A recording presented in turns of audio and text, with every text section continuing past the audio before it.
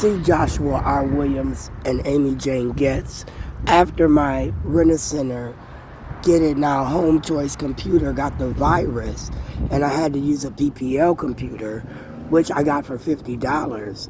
I thought that's when my rights for paperwork began to be violated, and that was at 3625 Oliver Avenue North.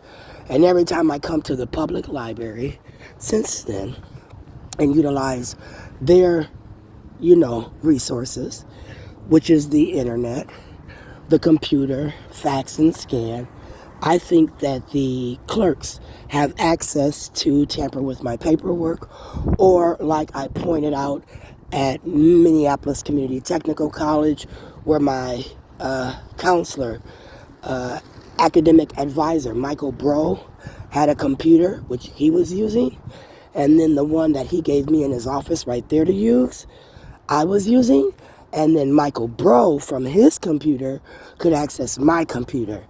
I asked him how close in proximity you had to be in order to access my computer. And he said, "Excuse me, what?" I said, "Because you're over there and you're about, I don't know, if I had to use a ruler, I would say you were 3 or 4 rulers away from me. And if I'm in the room with you and you can access the computer, how far outside of the room do you have that capability?" And that's where I started to attack Steve Jobs at that point, because I thought the technology had gotten out of hand where they could access my computer like from that district court to the library, thus interrupting my paperwork, thus not having it in order as I scan it in.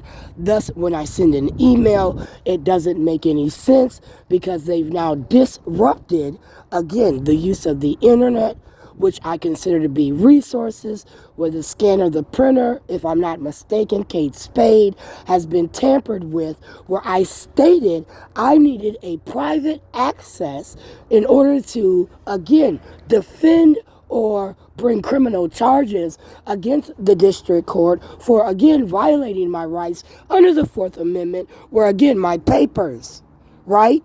My email address, which, again, is mine.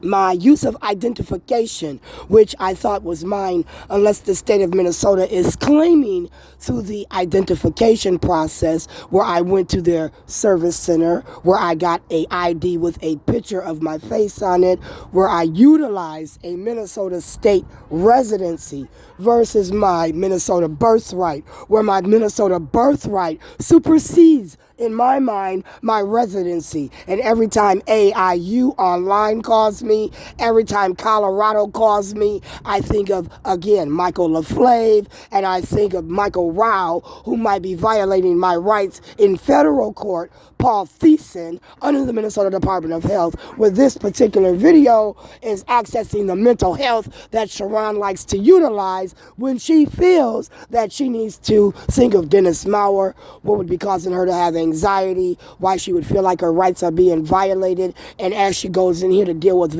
David Ross. As she goes in here to deal with David Ross, where she's now assigned a fee schedule, where, again, researching has now cost him, state of Minnesota, money, $550 an hour. Half of that for me is going to be $275 for the research that I did, where I'm now scheduling with David Ross to have a second court date, where, again, I may or may not want to hire an attorney of my choice, where, again, I've asked that they hire someone who's dealt with me under my disability, who knows the state of Minnesota discriminates. She doesn't want to admit nor deny for the state of Minnesota that they have violated any rights. She just wants to settle, right?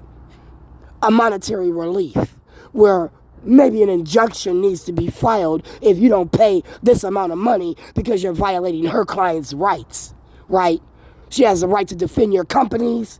She has a right to defend your private businesses, but she does not have a right to discriminate against a resident, born, raised citizen of the United States that understands the law as it pertains to her. You understand?